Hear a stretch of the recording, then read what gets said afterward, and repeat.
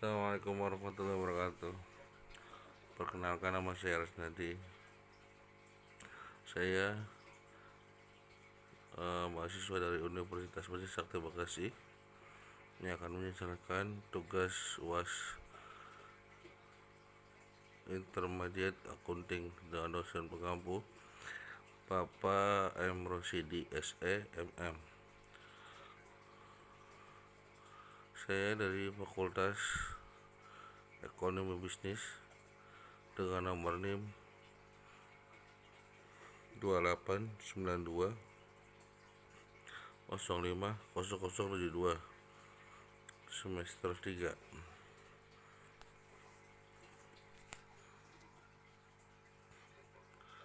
Accounting dan nilai waktu atau time value of money.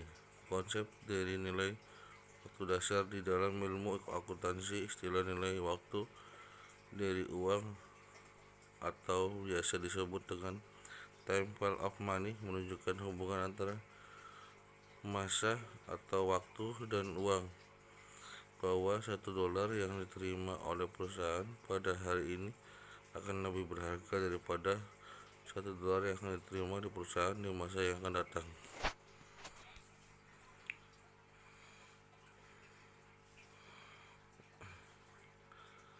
Aplikasi konsep nilai waktu terdiri dari Wessel, Leslie, pensiun dan tunjangan pasca pensiun lainnya, aktiva jangka panjang, dana pelunasan, penggabungan bisnis, pengungkapan, dan kontrak angsuran. Bunga atau yang biasa dikenal sebagai interest merupakan pembayaran yang digunakan sebagai pemakaian atas utang. Bunga adalah suatu kelebihan atas kas yang diberikan, yang diterima ataupun dibayarkan kembali di atas jumlah pokok pinjaman. Variabel-variabel dalam perhitungan bunga terdiri dari pokok utang, suku bunga, dan waktu.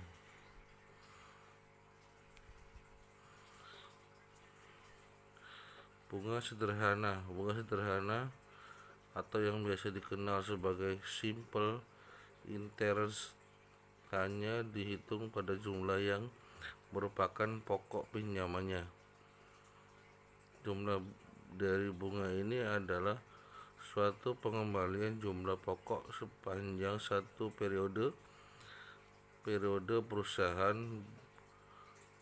Bunga sederhana umumnya diilustrasikan dalam persamaan berikut.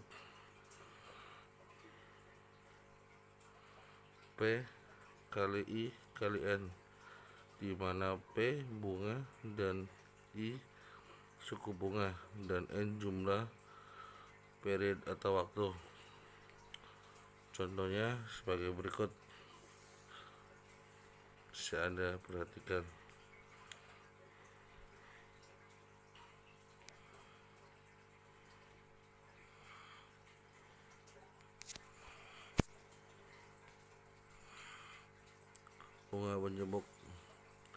Bunga majemuk atau yang biasa disebut dengan compound interest akan dilakukan perhitungan atas suatu pokok pinjaman, dan juga setiap bunga yang dihasilkan oleh perusahaan akan tetapi belum dibayarkan dan masih terhutang. Bunga majemuk yaitu bentuk pengembalian atas suatu pokok pinjaman selama 2 periode waktu operasi perusahaan atau lebih. Adanya pemajemukan tidak hanya melakukan perhitungan bunga atas pokok utang, perusahaan, tapi juga atas suatu bunga yang kemudian akan dihasilkan sampai pada tanggal dari pokok utang tersebut, dengan asumsi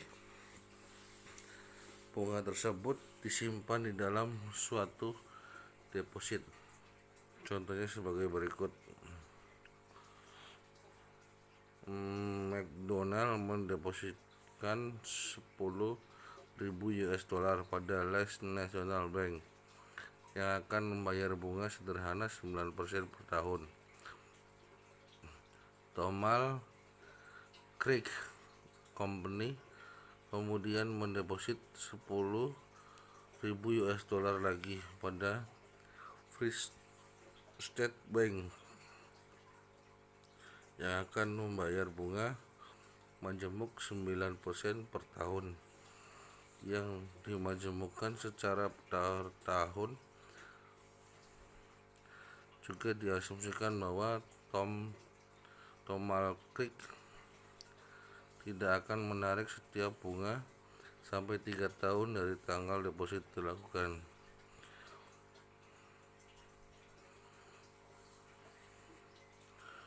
Contohnya seperti itu, bisa dilihat di label, perhitungannya di label.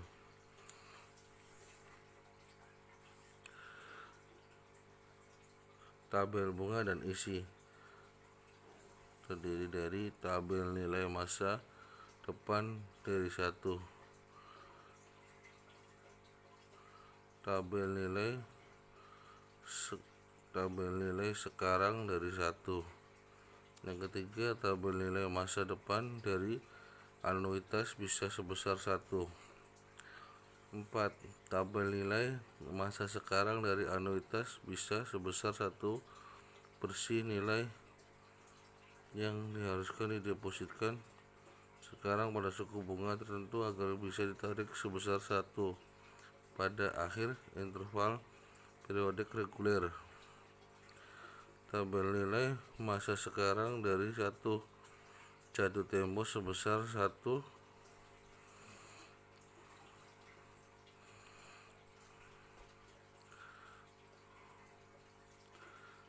FVF N, I sama dengan I plus 1 plus I ke kurung tutup kurung pangkat N. Faktor nilai masa depan, rumus yang menghitung future value. Faktor nilai masa depan untuk periode N dan I pada bunga N, jumlah periode I suku bunga untuk satu periode.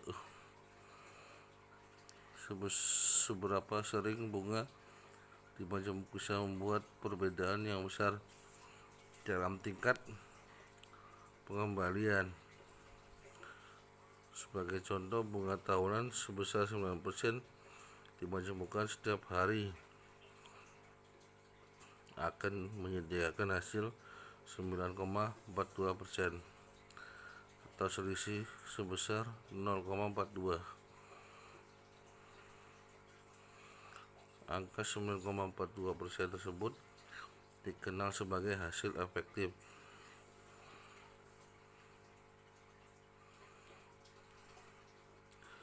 Ilustrasi berikut memperlihatkan bahwa pemajemukan untuk 5 periode waktu yang berbeda mempengaruhi hasil efektif dari jumlah yang dihasilkan oleh suatu investasi sebesar 10.000 US dollar selama setahun.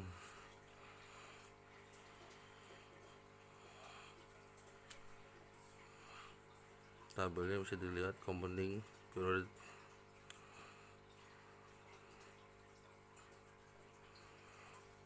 Variabel fundamental. 4 variabel yang fundamental bagi seluruh masalah bunga majemuk antara lain suku bunga, jumlah periode waktu, nilai masa depan, dan nilai sekarang. Bab 7. Kas dan piutang. Kas merupakan sebuah aktiva keuangan, juga instrumen keuangan. Instrumen keuangan merupakan kontrak yang memberikan kenaikan aktiva keuangan dari satu entitas dan sebuah kewajiban keuangan atau bunga modal dari entitas lain. Kas juga merupakan aktiva yang paling liquid, merupakan media pertukaran standar, dasar pengukur, dan akuntansi untuk pos-pos lainnya. Pelaporan kas berikut merupakan masalah-masalah yang berhubungan dengan pelaporan kas. Yang pertama adalah equivalent kas, kedua overdraft bank, ketiga kas yang dibatasi oleh restriktif,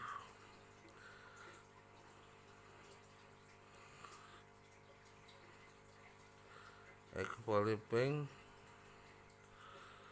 atau biasa disebut cash equivalence, yaitu suatu investasi yang berjangka pendek, sangat liquid, yang A segera bisa dikonversikan ke kas, B jatuh tempo yang sangat dekat sehingga risiko terjadinya perubahan suku bunga tidak berpengaruh signifikan terhadap ekuivalen kas.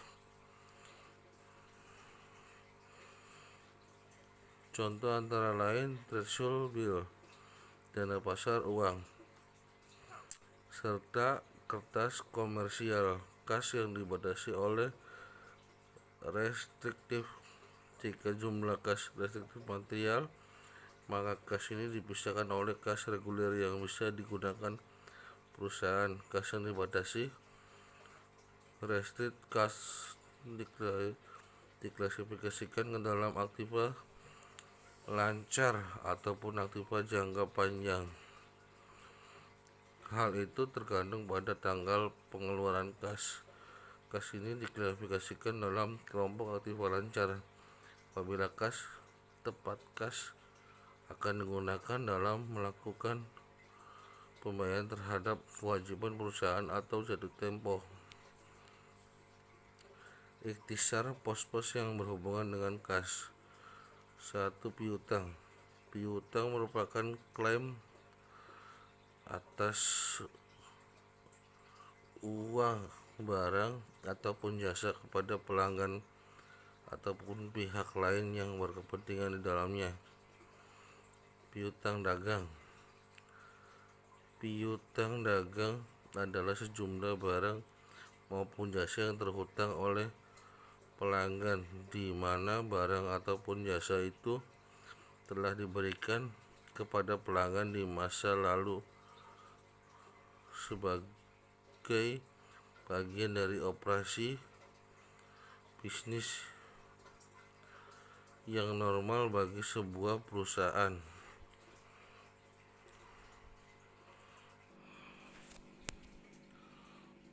Piutang usaha. Piutang dagang atau yang biasa disebut sebagai account receivable merupakan janji lisan yang diucapkan oleh pembeli di mana ia akan melunasi atau membayar barang jasa yang terhutang kepada perusahaan.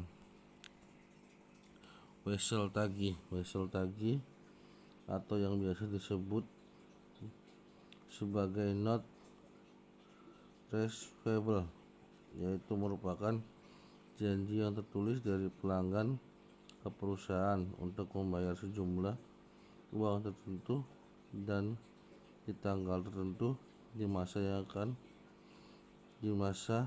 yang akan datang untuk melunasi barang atau jasa yang terhutang.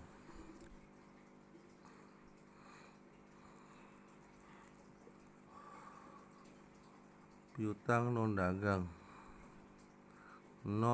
Non-trade receivable berasal dari berbagai transaksi. Sejumlah contoh piutang non-dagang adalah uang muka kepada karyawan dan staf, uang muka kepada anak perusahaan, deposit untuk menutup kemungkinan kerugian dan kerusakan, deposito sebagai jaminan penyediaan jasa atau pembayaran, piutang dividen atau bunga, klaim terhadap perusahaan, asuransi untuk kerugian terdakwa dalam suatu perkara hukum, badan-badan pemerintah untuk pengembalian pajak, perusahaan pengangkut untuk barang yang rusak atau hilang, kreditur untuk barang yang dikembalikan rusak atau hilang, pelanggan untuk barang-barang yang dapat dikembalikan, kredit kontainer dan lain-lain. Piutang usaha tak tertagih. Penjualan secara kredit berisiko menimbulkan kegagalan untuk menagih piutang. Piutang tak tertagih adalah kerugian pendapatan yang memerlukan penurunan aktiva piutang usaha, juga penurunan yang terkait dengan laba dan ekuitas dari pemegang saham. Adanya kerugian pendapatan diakui dengan mencatat beban piutang tak tertagih. Terdapat dua metode dalam pencatatan pengakuan piutang tak tertagih, yaitu metode penghapusan langsung, metode penyisihan, penurunan nilai piutang. Aset menghitung piutang mereka untuk penurunan setiap periode.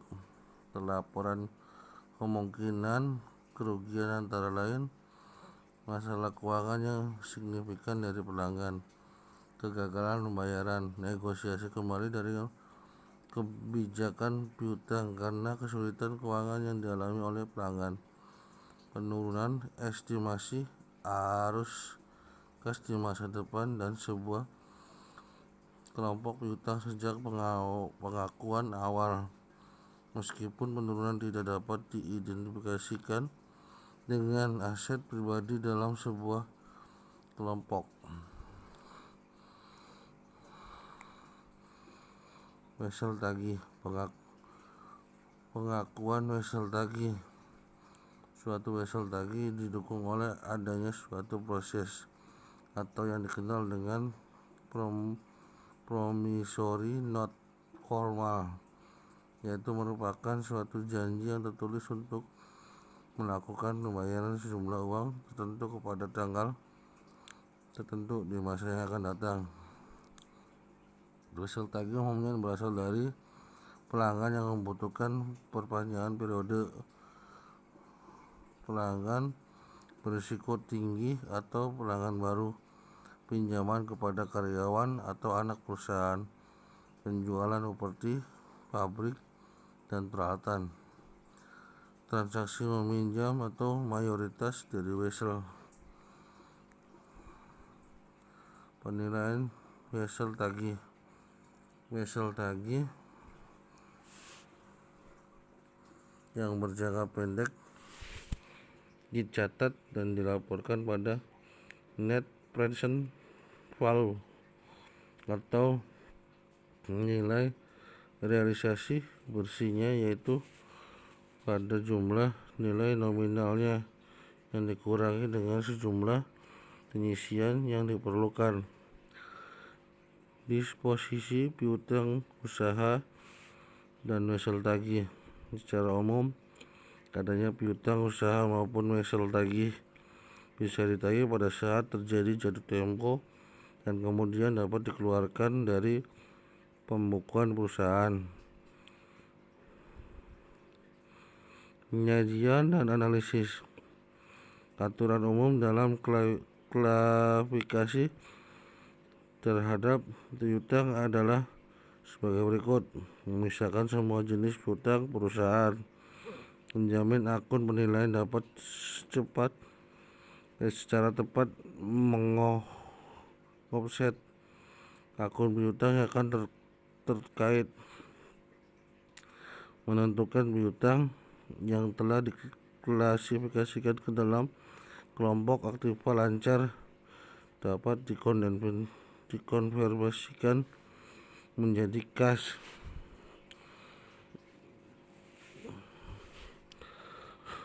Mengungkapkan setiap adanya kontingensi kerugian pada piutang. Mengungkapkan adanya piutang yang digadaikan sebagai jaminan atas transaksi peminjaman. Rasio perputaran uang. Rasio keuangan seringkali digunakan untuk mengevaluasi likuiditas piutang usaha yang dimiliki oleh perusahaan.